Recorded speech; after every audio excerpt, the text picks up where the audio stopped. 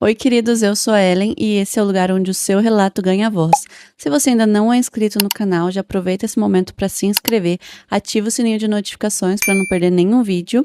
E se você já passou por alguma história sobrenatural ou conhece alguém que já, fique à vontade para mandar o seu relato no e-mail que está aqui na descrição desse vídeo. Agora sim, sem mais delongas, apague as luzes, fique em silêncio e vem comigo para esse primeiro relato que se chama A Porta do Quarto. Muito prazer, meu nome é Rafael, sou mineiro e pode falar meu nome sem problemas. Eu não sei explicar exatamente o que aconteceu e talvez nem tenha sido nada, mas até hoje eu durmo com a porta trancada. Isso aconteceu em 2021, quando eu ainda morava na casa dos meus pais. Era uma casa normal, bairro tranquilo e sempre foi um lugar seguro. Meu quarto ficava no final do corredor e a minha porta tinha uma maçaneta daquelas bem antigas que fazem barulho quando giram, sabe? No começo, eu comecei a acordar de madrugada com a sensação de que tinha alguém que estava olhando para mim. Mas eu sempre estava sozinho no quarto. Eu pensava que era só ansiedade. Eu estava passando por uma fase meio estressante na faculdade.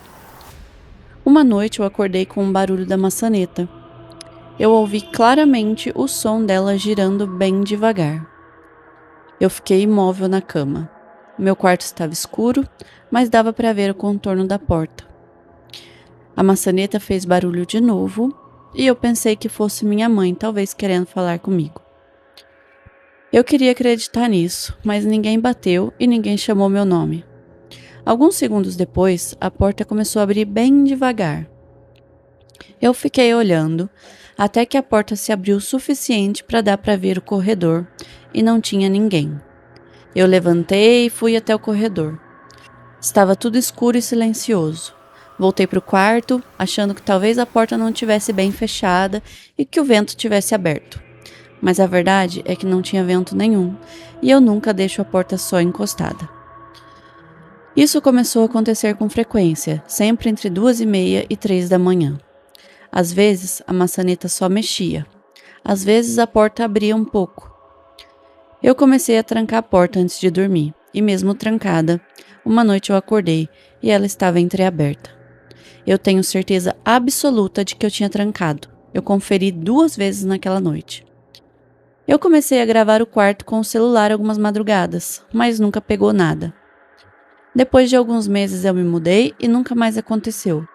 Mas até hoje eu ainda fico atento à porta, principalmente se eu acordo no meio da noite. Será que era só minha cabeça ou será que alguma coisa testava a maçaneta para ver se eu estava mesmo dormindo? Ou sei lá. Talvez aquilo só quisesse me observar. Não sei, o que você acha? Eu nunca contei isso para muita gente porque parece nada quando eu falo em voz alta. E na verdade, para muitos pode não ser nada demais, já que eu não cheguei a ver nada. Mas naquela época eu tinha muito medo. Olha, se você se mudou e depois da mudança não aconteceu mais nada, então provavelmente era alguma coisa ligada à casa, né? Mas vai saber, né, o que que era e por que que ficava tentando abrir a porta do seu quarto em específico. Qual que é o objetivo, né? Igual você falou, te ver, vai entender. Mas acredito que estava ligado à casa, sim. Bom, muito obrigada pelo seu relato e um abraço para você. O próximo relato se chama O Quarto da Minha Avó. Oi, Ellen, Luna aqui de novo. Mandei o relato O que era aquilo, da criatura que apareceu para a irmã do meu padrasto. E esse relato também é dela, inclusive se passa na mesma casa onde ela morava com o atual marido dela e os 3 filhos. Lembro sim que foi muito interessante essa criatura que ela viu. Inclusive, se alguém quiser assistir esse vídeo, vou deixar direto aqui no final deste vídeo aqui. Então vocês já podem clicar quando chegarem no final desse, para ir lá assistir. A casa dela era uma casa de 2 andares. Quando se passava pelo portão para entrar na casa, tinha um jardim, a garagem e a cozinha. Quem entrava já entrava no andar de cima, porque o térreo era uma área externa e precisava passar pela porta da cozinha e seguir reto, onde se encontraria uma escada para descer. E lá embaixo tinha uma ampla área com churrasqueira e piscina. Pois bem, dentro da casa, após passar pela cozinha, tinha a sala de estar do lado esquerdo e do lado direito um longo corredor com 3 quartos e no final uma porta de mais um quarto, que era a suíte principal onde ela dormia. Essa suíte tinha banheiro próprio e 2 portas grandes de madeira, que quando abria, dava para uma sacada que tinha vista para a piscina e toda a área lá de baixo. O relato em si se passa no quarto, mas acho legal dar a descrição para as pessoas terem uma vibe mais imersiva. Nesse dia, o marido dela estava trabalhando e não iria voltar para casa para dormir. E a mãe dela estava visitando, então ela chamou a mãe para dormir com ela na suíte principal. E assim foi.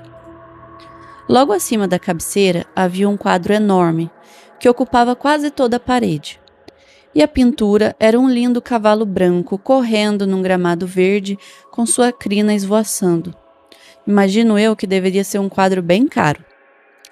Naquela noite, enquanto elas dormiam, começaram a ouvir um barulho bem alto de algo sendo arrastado ou esfregado. Imagine o som de pegar algo de madeira e arrastar na parede. Era algo assim, mas o som estava muito próximo a elas. As 2 acordaram e perceberam que o som vinha de trás delas, da parede onde o quadro ficava. E quando se viraram para olhar, o quadro estava deslizando na parede de um lado para o outro como um barco viking. Ele não era pendurado pelas bordas para se dizer que um dos lados escapou ou estava balançando. Ele era sustentado por uma única peça central, bem resistente, até porque era um quadro muito grande e pesado. Aquele movimento não era natural. Não havia vento, e mesmo que houvesse, um vento não conseguiria mover o quadro, pois precisava de mais de uma pessoa para manuseá-lo. A moldura era grossa e de um material muito rígido que não tenho certeza o que era. Por isso era tão pesado. Ele continuou balançando de um lado para o outro, sem perder força, dando quase a volta completa em torno de si mesmo, enquanto as 2 olhavam, desacreditadas do que estavam vendo. Elas esperaram para ver se iria parar sozinho, mas ele continuou por pouco mais de 1 minuto, e elas decidiram interferir. Cada uma colocou ambas as mãos em uma das bordas do quadro para fazer com que ele parasse, mas elas ainda conseguiam sentir uma força tentando fazer o quadro continuar se movendo.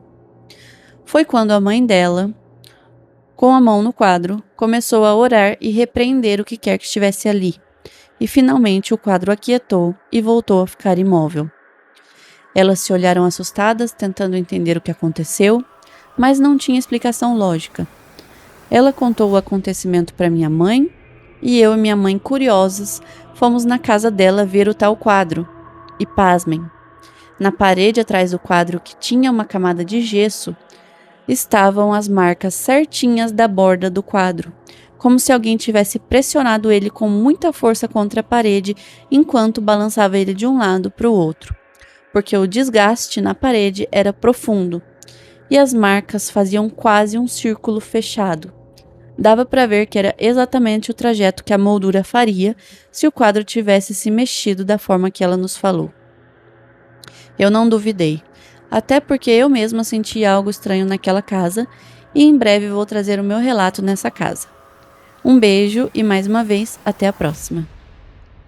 Ah, traz sim, que eu já tô curiosa, que essa casa, aliás, opa, não é nem a casa, né, gente, é a moça mesmo, como ela já explicou no relato anterior, que talvez vocês ainda não tenham assistido, ela explicou que essa mulher, né, a irmã do padrasto dela, ela sempre estava tentando se comunicar com o falecido marido.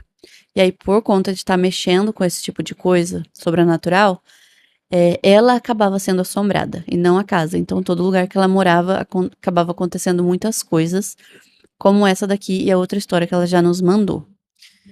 Então, acredito que, né, essa manifestação aqui tenha sido pelo mesmo motivo.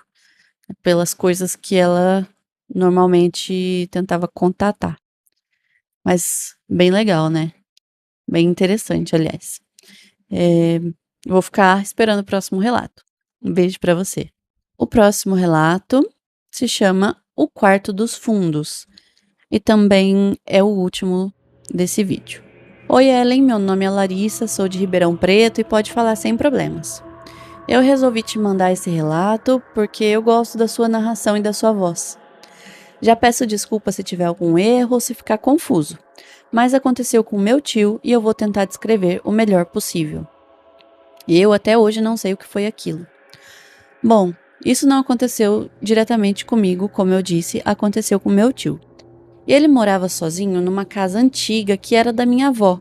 A casa tinha um corredor bem longo e quartos grandes. Meu tio sempre foi uma pessoa muito tranquila, não era de inventar coisa. Nunca foi religioso demais, nem supersticioso. Mas depois que ele se separou e começou a morar sozinho naquela casa, ele mudou. No começo eram comentários pequenos. Ele dizia que tinha a impressão de que alguém estava andando pela casa à noite. A gente achava que era normal, casa velha faz barulho, né? Só que depois ele começou a falar do quarto dos fundos. O quarto dos fundos era um quartinho vazio, nada demais, onde a gente coloca as tranqueiras. Ele dizia que não gostava de passar perto daquele quarto quando estava escuro. Minha mãe perguntou por quê e ele respondeu: porque parece que tem alguém lá dentro. A porta desse quarto ficava sempre fechada. Um dia eu fui visitar ele, era fim de tarde, e eu reparei que ele evitava olhar para o corredor onde o quartinho ficava no final. Quando anoiteceu, eu ouvi um barulho. Não era alto, mas parecia alguém arrastando o pé no chão. Eu achei que fosse meu tio, mas quando me levantei para procurar ele estava sentado na mesa da cozinha, descascando o alho tranquilamente. Voltei para a sala e ouvi de novo, dessa vez mais alto, e parecia que vinha do final do corredor, do quarto dos fundos. Voltei para a cozinha e contei para o meu tio o que eu tinha escutado. Ele levantou, foi até o corredor e parou na frente da porta. Foi quando a maçaneta começou a mexer sozinha na nossa frente. Era como se alguém estivesse tentando abrir a porta. Meu tio ficou ali parado olhando. Eu acho que ele congelou. Depois de alguns segundos, tudo parou e ele criou coragem para abrir a porta e olhar, mas não tinha nada, só poeira. Ele fechou a porta e voltamos os dois para a cozinha. Naquela noite eu fui embora com uma sensação horrível. E aí, algo aconteceu algumas semanas depois. Minha mãe me ligou dizendo que meu tio tinha passado mal, que ela foi vê-lo e ele disse que acordou de madrugada com alguém sentado na beira da cama. Sim, que quando ele abriu os olhos, viu uma mulher sentada de costas para ele. E ele, como morava sozinho, ele sabia que não era alguém desse mundo. Então ele disse que a figura levantou devagar, saiu do quarto e entrou no corredor em direção ao quarto dos fundos. Depois disso, ele passou a dormir na sala, com luzes e TV ligadas. Pouco tempo depois, ele se mudou. Preferiu pagar aluguel do que continuar ali. Quando foram fazer a mudança, minha mãe foi ajudar. E ela me contou que o quarto dos fundos tinha marcas no chão, que durante o dia, com luz, dava para ver. Marcas de arranhões no chão. Até hoje, meu tio fica perturbado quando ele fala sobre isso. A casa foi vendida e não tivemos mais contato com o lugar. Essa foi a história, desculpe se ficou longa e me avisa se um dia você ler. Continue com seus vídeos, adoro ouvir você. Fica com Deus.